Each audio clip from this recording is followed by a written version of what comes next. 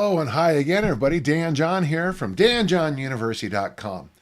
Once again, we're here for our podcast, and today it's podcast 136.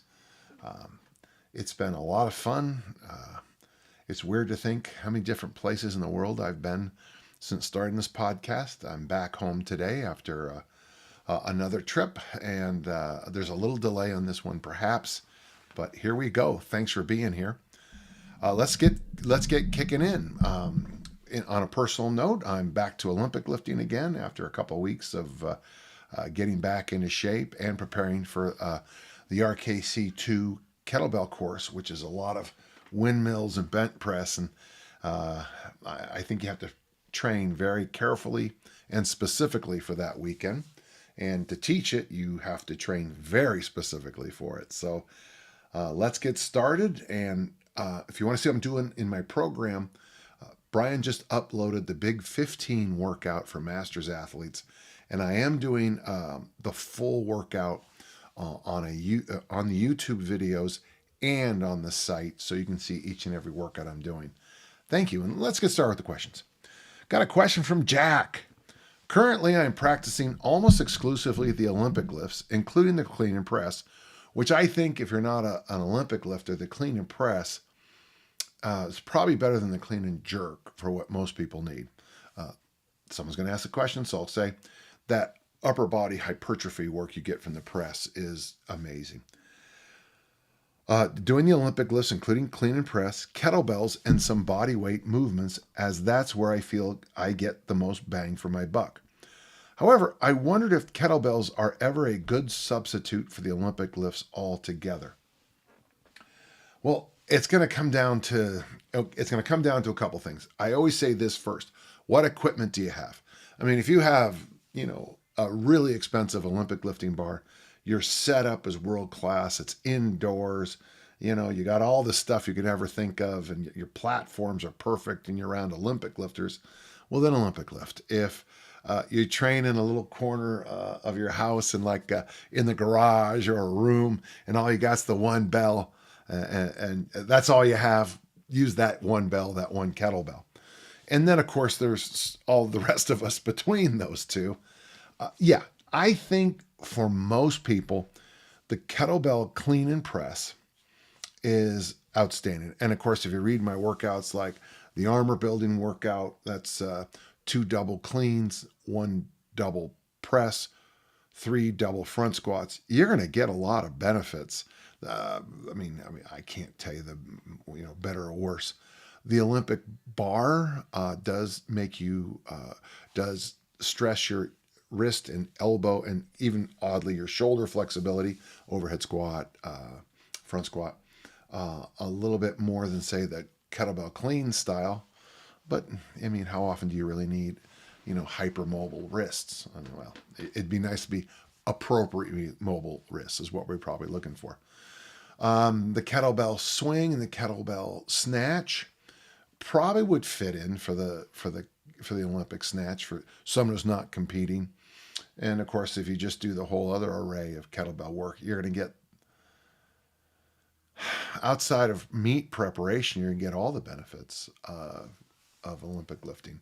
I like Olympic lifting because I can go heavier. I like Olympic lifting because I compete in meets. If those differences are important to you, then of course you want to use the Olympic bar. One thing I just want to beg on you, Jack, try to keep your head out of an either or concept here. The best training you might be able to do ever, you talk about doing body weight. Well, maybe you do suspension trainers, and then there's a par course in your neighborhood where you can do all those little calisthenics and dips and all that stuff. And then then a friend of yours talks you into one of those donut or bagel 5K runs for charity. And then to me, that's a perfect program, is when you do some stuff here, you do some stuff there, you do some stuff there, you do some stuff here, and you just play around with everything and get the benefits of everything. Will you be an elite athlete in any of that stuff? Well, no. No. But you'll be healthy, wealthy, and wise. I think your joints will be a little bit happier. You will learn you'll kind of learn where your gaps are in your training. So let's not go either or, but I think if that's what you think you need to do, go ahead and do it, my friend. Okay, thank you. We have a question from Joseph, and Joseph says this: I'm in between programs and decided to run through the Sleepless in Seattle standards to see if I was out of balance in any of my areas. I was surprised to find I couldn't do any of the standards that use double 32 kettlebells, squat, press, and hinge number 3, despite being able to do the heavier movements further down the list. The Sleepless in Seattle standards, my friend Paul had a big list. I stole them, and I write it right there on the site. And so people who came from the kettlebell world find that the kettlebell standards are way too light. People who come from the barbell world argue, yeah, the barbell standards are a joke. So once again, and it ties back to our first question from Jack today, is when you try to put together standards, you got to be very careful. Like, I think it's okay to have standards for like middle school. Let's go in America, I'll just 6th, 7th, 8th, or junior high, 7th, 8th, 9th. I think it's just fine to have standards. Like, every single kid should be able to do this, and every kid should be able to do that. And then there's this level, that level, this level, that, and you just raise up the levels. And again, what I like is if you're looking for the flat tire on a kid, but so you might have a young girl who just dominates the endurance tests, but she's not very strong. Well, maybe that's the young lady you talk to about cross country and track and field. If you have a boy that just, standing long jumps twice as far as anybody else in the class, but can't run a lap, well, there's your Olympic lifter or your power lifter, okay? So, but when you look at something like the Sleepless in the Seattle standards, where you're trying to do this, I was trying to do this swath of numbers for 7 billion people on the planet. And I think we overreached a little bit, but always remember, and this is why I have so many different standards, is that there's going to be a set of standards that kind of make sense to you. Some people love the Sleepless standards. Some people hate them. Some people look at my high school football standards and goes, that's way too heavy of a weight. And it's like, well, yeah, because you're probably not going to play this fall on the gridiron. So, okay, let's move in. This spring and summer, I will be making another push towards a body weight press and body weight snatch. I think that is outstanding. Okay, I'll keep reading. Should I close my squat press hinge gap with double 32s before continuing my pursuit of a body weight snatch and a body weight press? And then you ask that question, why or why not? I don't know why you're doing any of this. I don't know why you do it. I know why I do this stuff, because I want to dance at my granddaughter's wedding. I know why I want to do this stuff, because I think it's important for the way I think and the way I live to keep lifting weights, to try to live as long as I can on this planet. Personally, with the goal you have, Joseph, I would actively pursue the body weight clean and press and the body weight snatch over anything else. The downstream benefits of those two lifts will carry over into everything. If you can snatch body weight, I'd be shocked if you couldn't deadlift, maybe double body weight. I mean, there's going to be outliers out there, but most people I know who can snatch body weight look at the deadlift as like, yeah, I got this. It's just not that big a deal. With the body weight clean and press, you can walk into a gym and your buddies are, doing benches. Without even benching, your body weight clean and press is going to support that. So my advice, chase those two big goals and just see how many years maybe you can keep doing it. I think that'd be a really good, that'd be a good goal. In fact, I'm kind of thinking of getting back on that myself. Now that I'm Olympic lifting again, and I got a program that's working for me, and I've got better equipment, I got better opportunities as an Olympic lifter, I'm starting to look to, more and more load on the bar. And one of my ideas was, let's get back to that body weight snatch, okay, which I've done a million times, and I just have to overcome, the fear of being my age and throwing weights overhead. Thank you, Joseph. Good question. When you get that snatch and press, let me know. Thank you. We have a question from Ed. I have two questions, one physical, one spiritual. Question number one: do two-arm kettlebell swings elicit enough effort for a Tabata workout? Or are those swings too slow?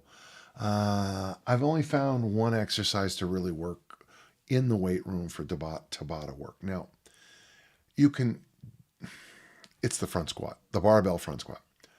Because when you rack it, you stay right close to the rack and you rack it.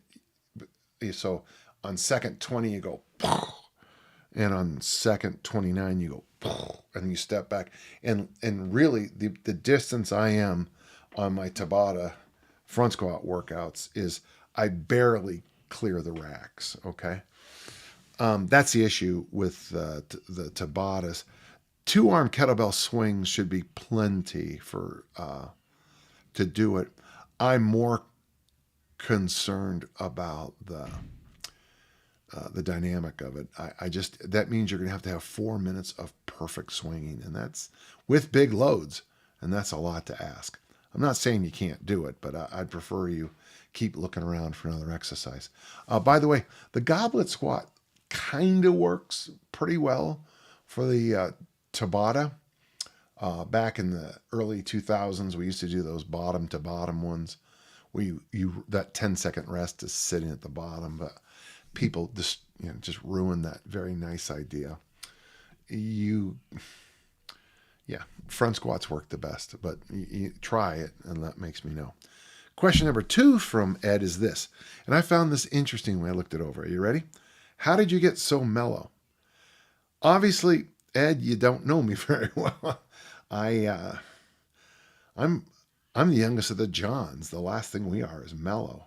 I strive to be kind, and that's something I've been working on a long time because I started meeting people who didn't all have all the advantages I had in life, and so I decided instead of just peeing on the rest of the world like some politicians do. I'm not going to mention who I'm thinking of, but you can guess.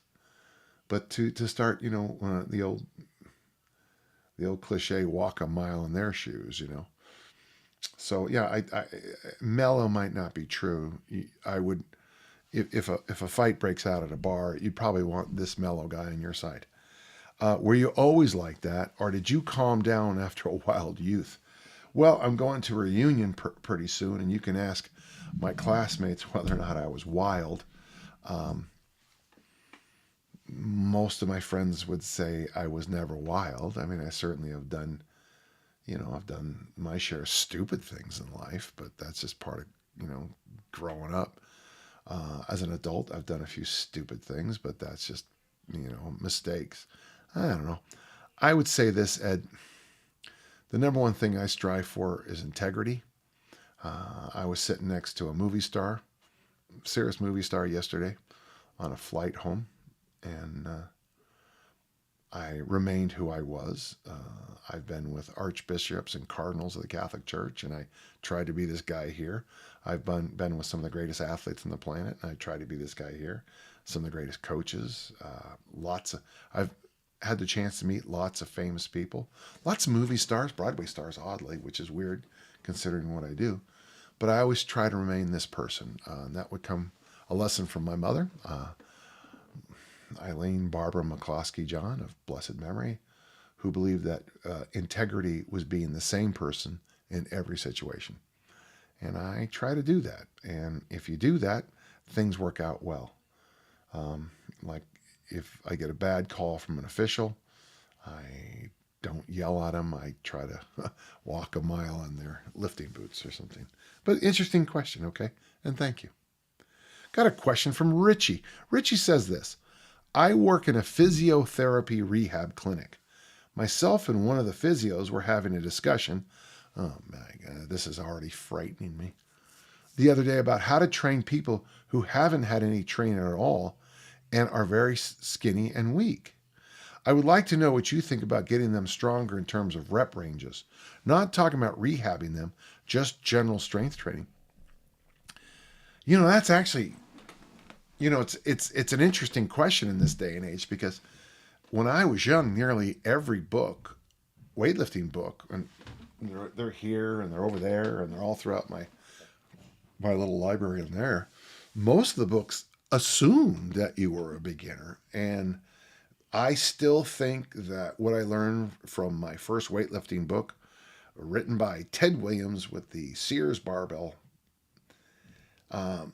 you probably want to do, a nice mix of exercises. Pick them up off the ground, put them over your head, carry them. Let's say a total of 9 exercises. And in the beginning, maybe like 2 sets of 5. Nothing crazy. He recommended cleans, 2 sets of 5. He recommended clean and press, 2 sets of 5. Back squat, where you're on your toes, which is the way people seem to have done it a lot. But everything was pretty simple, and curls are always in there. And we used to always make our own benches back in the day. So to get the weight on your chest, you had to do the pull over and then bench press. And, the best way to do it, I'm seeing already, you're already moving here. You asked this, would the standard 5 sets of 5 work for someone who is very weak, or should we perhaps train them in the 4 sets of 10 to 12? Never 4 sets. Well, the only thing I would say about, by the way, and there's nothing wrong with 3 sets of 8, 3 sets of 12. There's nothing wrong with any of those numbers. But the idea is it's got to be 3 days a week. It's got to be basically the same movements, and you're going to practice. The whole book, Easy Strength, is based on this. We take a simple beginner's template and give it to an advanced athlete. The advanced athlete then gets stronger and performs better. It's funny how that happens. I know there are variables to account for and exceptions, but should we get them used to lifting with lighter weights but slightly higher reps, or stick them straight in what is a challenging 5 sets of 5, 3x8? No, there has to be a certain level of mastery. My only concern about 8s, 12s is that the load has to stay so low you might not actually get the feel for what things feel like. The example on that would be a clean.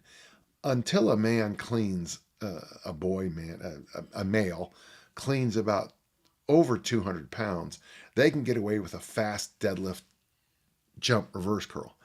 But once it gets over 2, then they actually have to start learning the tempo, the timing, and that boom of a power clean. So going too light might teach lessons that aren't true. Also, too, one thing I've seen in a lot of gyms when people are going too light, when they do something like a bench press, they'll have their shoulders here, and they'll kind of do like a, ugly rowing bench press.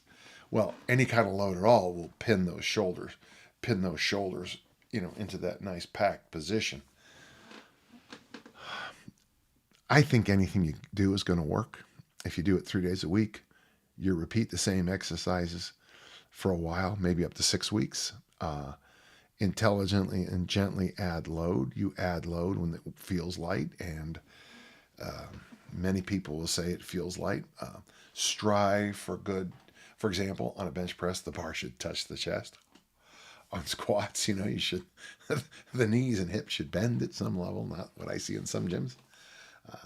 There are men in North America who squat without bending their knees or hips. Okay, that's an exaggeration, but not by much. Very good question. There's, you make a good point. There's not a lot of books out there anymore that focus on beginners. There really isn't. If you go through my work, look for the Southwood program. If you're a member, you can pull it right off the site. It's right there. And or you can just go to my danjohn.net, and that's my traditional beginners program. Hope that helped. We have a question from Jesse. A couple weeks back, you answered my question about subbing in kettlebell snatches on the transformation program, and I decided to give it a shot. And you got back to me. I really appreciate that. Remember, I tried to make that work with the the single dumbbell snatch. That was a failure. Then I tried it with the kettlebell snatch, and it just didn't work for me. And already I know where the problem's going to be. So let's look at this. Since I was swapping out 3 sets of 8 for whip snatch and clean grip snatch, I did 6 by 8 with the kettlebell. Seemed logical, but felt less so by sets 5 and 6. Is that what you'd expected, or should I be doing fewer sets since I'm only doing the one exercise and not two? Actually, I would say you should do more because you're doing a single side snatch. The whip snatch is, this is so simple. Okay, so let's just do this. Whip snatch, first set, second set, third set. Clean grip snatch, first set, second set, big toe, big toe. That's 12 sets. Actually, you probably should be looking at 12 sets of 8, which is twice as many. But having said that, you can already see the issue. Someone intelligently will say, Dan, you're an idiot because every kettlebell snatch is a full hip, a full lower back, full leg. And the only thing is at the top, it's just a single lockout. So, but you can see that the math runs you into trouble. And I got to tell you, I'm not very good at math, but 12 times 8 is a lot of reps. 6 times 8 is a lot of reps, By the way, the transformation program is the first time I've done overhead squats. Overhead squats are hard, yeah. And you also do in the same day front squats. So it punches you in the face. Yeah, it's a tough one. I hope that works out. I hope that helped you. Again, like I told you before, Jesse, I don't have the answer on how to make this work. But if you can figure out a way, let me know, and I would gladly. I mean, people have asked me, can you do the transformation program? Let's see if I can remember what the question was. So Monday is a clean and press workout because with kettlebells. But because they're single arm boom, you're going to get the power curl out of that too. So the Wednesday workout, day 2 workout is snatch, and you're trying to make that work. And you see, I don't see a way around the day 3 program not having the front squats. Now, someone will say, well, but what about double kettlebell front squats? So 6 sets of 8 and the double kettlebell front squat would be the workout. That's with a minute rest in between. I don't know. I mean, I think that's hard. I mean, I know this is the internet, so nothing's hard, but wow, that'd be tough. Try it and let me know, okay? Thank you. We have a question from Dale. I have a question regarding the hook grip for training the Olympic lifts.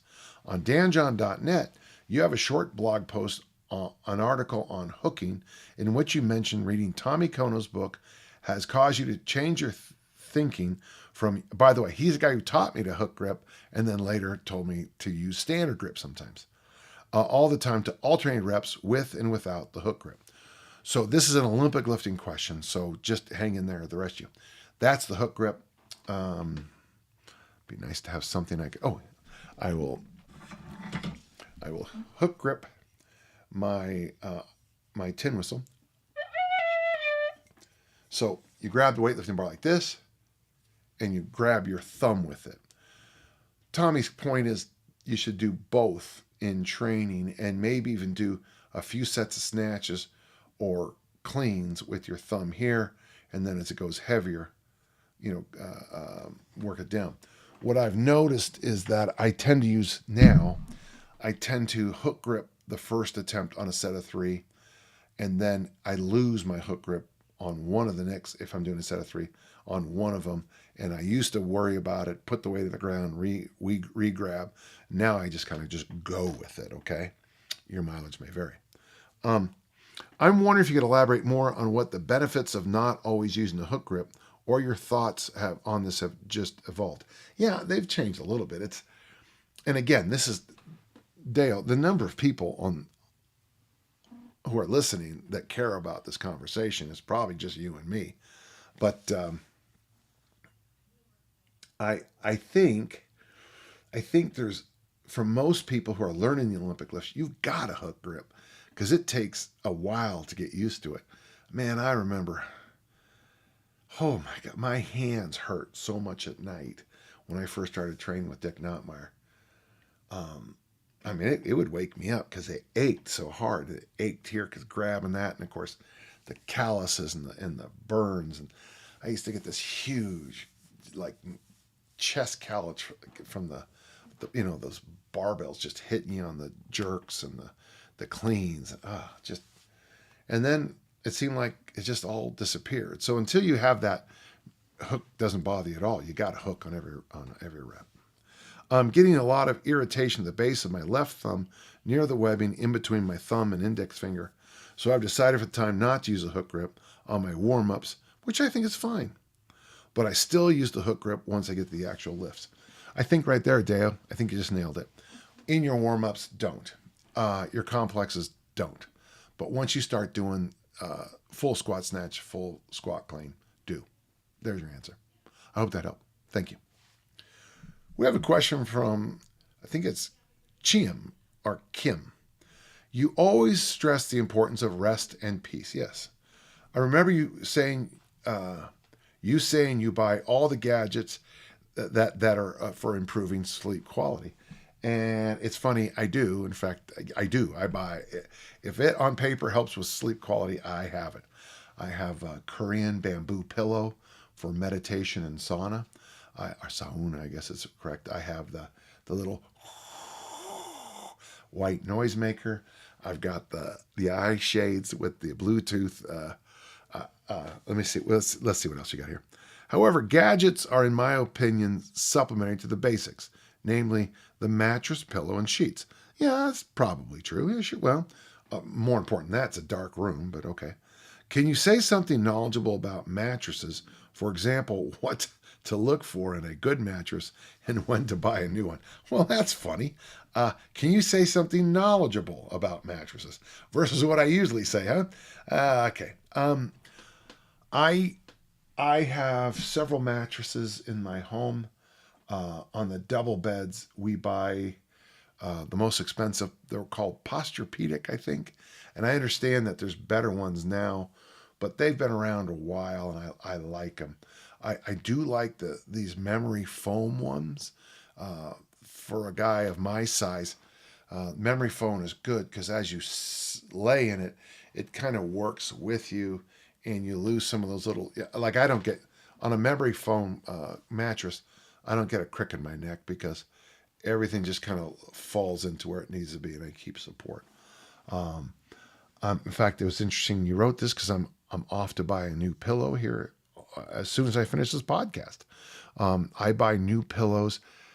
Yes, I do wash them. I do, I have good hygiene habits, but pillows are something that I think it's better to just tell yourself, I'm going to buy a new pillow every 6 months. I'm going to buy a new pillow every 4 months, every 3 months.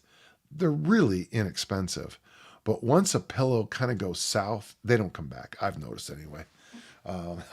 Once they start to smell like, well, someone told me my pillow smells like vinegar. Personally, I think it smells like cheese, but that's just me. Okay, that was gross. But I think it's just as good with pillows to swap them out every so often. Don't waste your time with that idiot online, on television, with his magic pillow. Don't do that. A good quality pillow is a good quality pillow, and that should be enough. At least I found. I do like my Korean bamboo pillow for meditation. I will say that, and I'm looking forward to it on the hot nights here in Utah because it'll have natural ventilation around here.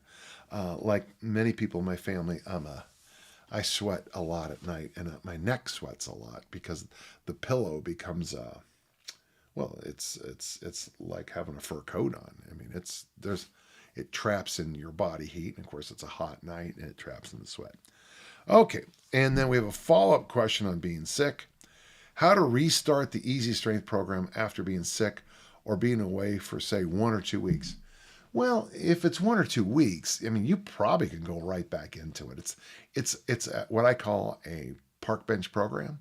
So there's no need to worry about it. In fact, like almost everybody I've ever known who's been a lifter, taking 2 weeks off does more for your strength than training those 2 weeks.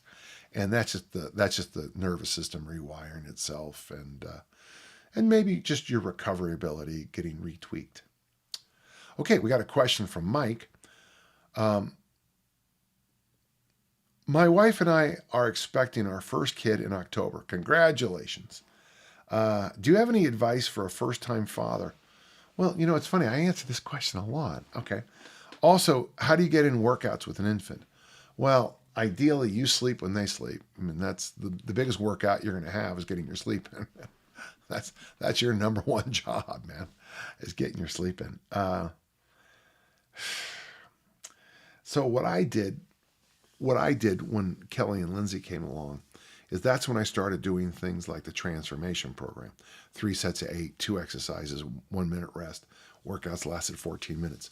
1 lift a day. I go in and I'm just going to power snatch. Next time I come in, I'll just front squat. Next time I come in, I'll just squat clean. Next time so for me, either with a timer, a clock, a stopwatch, really dial down your workouts to being, I'm going to get this done, or try the 1 lift a day idea. I do think it's important to keep training. You have a baby. Babies do well in strollers. Get a lot of walking in too if you can, if it's reasonable for where you live.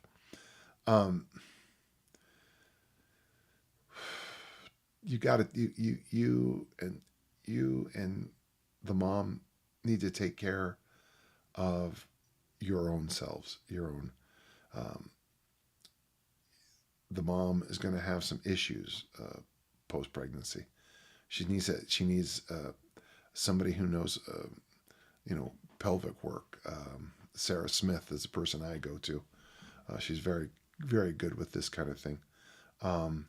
Walking, there are going to be some. I mean, you just lost a very large. Well, what did my daughter call Leo? The parasite. She lost the parasite, which I thought was hilarious, inappropriate but funny. You're gonna have you need time. It's time for you to step up. There's a lot of stuff you're gonna have to do. Personally, I think it's really important that you start making checklists for everything. Checklist everything. You got time to start writing up, like, what day of the week are you going to do your laundry and the mom's laundry? What day of the week? You'll find you'll probably have to do like a minor load of laundry almost every day with a baby. It's just weird. And you sit back and go, well, I don't have a washer and dryer. Well, maybe that's something you want to think about before October comes around. A washer and dryer might do more good for you for your training. Maybe my washer and dryer's right over there. I mean, worst comes to worst, I could stick a kettlebell in there and get my workouts in there, between sets of folding underwear. Yeah, that's kind of how I did it. I wrote down menus, a menu, and then a shopping list to tie into the menu. And when I talk about menu, I think you should I would plan, if I were you, at least breakfast and dinner. Leftovers are great. If you make a really good slow cooked meal for dinner, that could be your breakfast tomorrow. That could be your lunch tomorrow, and the next day, while you're off doing whatever you're doing, you're slow cooking your next dinner. However you work it out, doesn't matter. Have a laundry. What day you can do laundry? Have what day you're going to clean the bathroom? Have what day you're going to clean the kitchen, and follow it and stick to it. You need to organize and plan, and while you're doing it, some simple answers will come up to you. Thank you. I hope that helps. Well, Tim asked a question. What kind of recovery techniques do you recommend for runners? Well, it's funny. The same ones I recommend for Green Berets and discus throwers. There's 2 big ones. It comes down to this. Come on. First and foremost is sleep. And you got to sleep. You got to get your sleep in. And if you're not, I'll come to something at the end here that might clarify all this. Second, of course, you've got to make sure you have appropriate nutrition and hydration, water and food. And that's really important. I like to meditate every morning. I think that actually helps with recovery. I have a sauna right over here. I have a massage gun right there. I've got a whole bunch of other stuff in my gym, foam rollers and vibrating foam rollers, and heck, think I got one. At least I had one right. I thought I had one right there, but I obviously once I start talking, it's not where it should be. But the biggest thing about recovery is my daughter explains a word to me. It's called FOMO, fear of missing out. Quit worrying about what other people are doing. If you're getting your sleep, you're eating protein and veggies at every meal. You're drinking water. Maybe you take a nap. Maybe you do some meditation. After that, everything else is just secondary. If secondary. I do like those new guns for massage. And like I said in another podcast, if this is my foot, driving that into the ball of foot here, drive it into the arch that's the ball of the foot. So the big belly of the hand's the same. So here, and then here where the toes are. And then after that, just kind of find, if you have someone close to you who you could hire to give you a massage, find those hot spots and as much as you can, them out. But other than that, I wouldn't say very much is very good. If you're a professional runner, you can hire people to do all this extra stuff to you. But the truth is, some really hungry guy who trains harder is going to beat you. So there you go. Lawrence asks a question. Is there any technique to do kettlebell swings with narrow-handled kettlebells? My hands are not huge, but the gym I join has a bunch of those cheaper bells that won't allow a comfortable two-hand grip, especially if I start working with volume. Yeah, even if I go under a 24, I start that same issue. I drop my baby fingers out. And that's what I do. I just drop them out. And if the bell's so bad I have to drop out too, then I reconsider my choice for that particular exercise. Maybe this isn't, why am I using a 12-kilo bell for swings? Okay, let's go to number 2. One of my fitness goals is to be successful and stay safe while hunting the Mountain West from September through November. Lots of hiking days in a row and hopefully some heavy packouts. What are some ideas about putting together programs on DJU to be at my peak performance? Well, then you go back in there. At the university, we have my mountain climber program, and I can't think of a better thing to prepare you for this. So at the U, just go find mountain climber, and honestly, follow the program as I explain it. Don't get cute.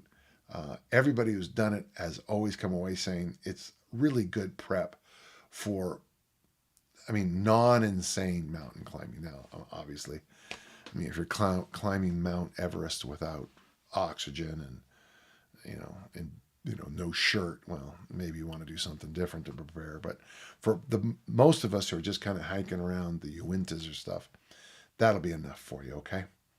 I hope that helped there, my friend. Thank you. Okay, Kyan asks us a question. I'm 183 centimeters, about this tall, and even if I reached my goal weight of just under 100K, I would probably still be categorized as medically obese. Yeah, it's funny how that happens, yeah. I'm quite muscular. I have a similar physique to you, so basically one step from Mr. Universe. So I have the old excuse that BMI doesn't take this into account, and it doesn't. It's not a good number.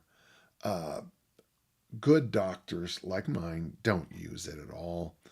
My doctor talks to me about he wants me to be in a one-on-one relationship. Now, if you're using liters, it might be different, but the relationship between my triglycerides and my HDL levels, he wants me to sneak up as close as I can and 1-to-1 on those. And oddly, my HDL is often higher than my triglyceride number, which is really outstanding and kind of shows the value of weightlifting and walking and eating a lot of vegetables. Even still, already, every time I go to the doctor, I'm told I need to get down to a normal weight for my height, which is an unthinkable 83K, which is small. I can only imagine over the next 2 decades, doctors will start ignoring any possible symptom I have and just tell me to get down to 83K. While I'm still focused on my current plan, I have a rough plan to get down to maybe 90K by the time I'm 50, losing 1K per year.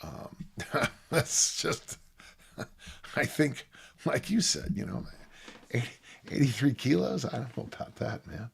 And here's the thing: if I do, I'm probably my body's going to fight tooth and nail to hold on to my fat and dump the lean body mass. So that's a problem. No lean body, no medical advice from me. But I like the idea of that 1 kilo a year thing. I like that. I think there's some wisdom to that. And so if you start the year off at 99 kilos, somewhere around September, it'd be nice to weigh in at 98.6 or so, and then that'll give you a chance to figure out what you need to do to finish the year off. Thanks so much. Well, listen, folks, that's it. Great series of questions this week. I really enjoyed answering them. Reminder, if you have questions, and many of you do, podcast at danjohnuniversity.com. I will answer as many as I can every week. It's an honor to do this, and I appreciate not only the good questions, but the good feedback I get from the questions. A lot of people enjoy listening to your questions, and it makes them feel more normal too. So keep on asking. And as I always say, until next time, let's keep on lifting and learning. Thank you.